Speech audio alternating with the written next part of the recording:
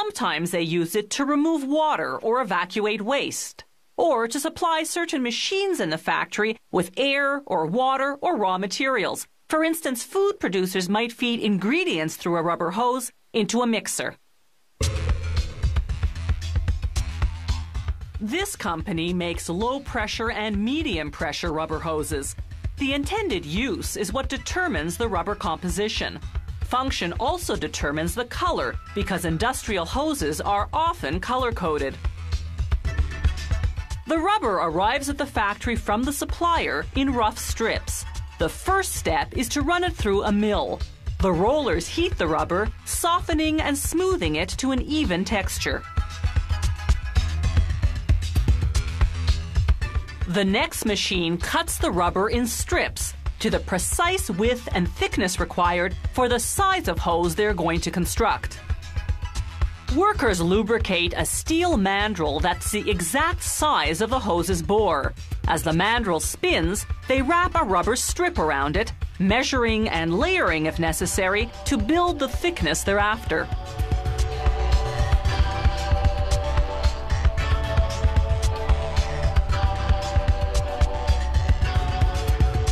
Next, they add one or more reinforcement layers. This strip is made of a high-strength synthetic fabric that's been coated in rubber. It's designed to withstand the pressure to which the hose will be subjected. The last layer of rubber forms the hose's outside covering. After verifying that the final diameter is correct, they wrap the entire hose construction tightly in wet nylon tape. The tape will later shrink and compress all the materials together. This factory also makes hoses with a built-in attachment on the end. They position it on the mandrel, then glue the first layer of rubber to it. Then they reinforce the bond with special textile strips and tightly wound high-strength carbon steel wire. They continue the wire more loosely down the body of the hose at a specific angle designed to withstand vacuum pressure. Then they wrap the hose in a soft, stretchy rubber strip that fills the gaps between the wires. Next comes a layer of high-strength rubber-coated fabric. Then finally, the exterior covering, light blue rubber for this model. They pressure wrap again with wet nylon tape. Then, to make the hose more flexible, they create corrugations by wrapping it tightly in rope. What's under the rope compacts, creating a dip. They add another layer of nylon tape to hold the rope in place. When construction is finished, the hoses on their respective mandrels go into an autoclave, a cylindrical chamber into which they feed hot steam at high pressure.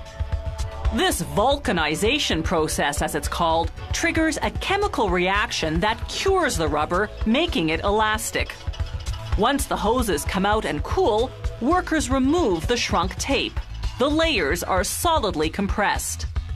They wash the nylon tape, then rewind and reuse it.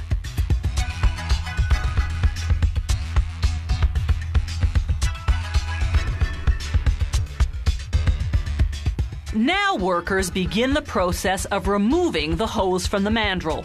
They tie one end with a rope to create pressure, then gently pump water between the mandrel and rubber. The lubricant they applied earlier has prevented the rubber from sticking to the steel, so the hose separates easily.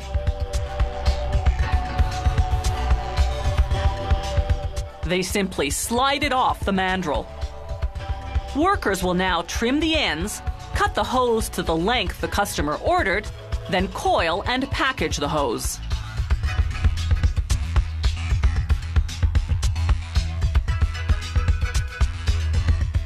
This factory makes a wide range of industrial rubber hose in different outside diameters, different bore sizes, and varying degrees of flexibility.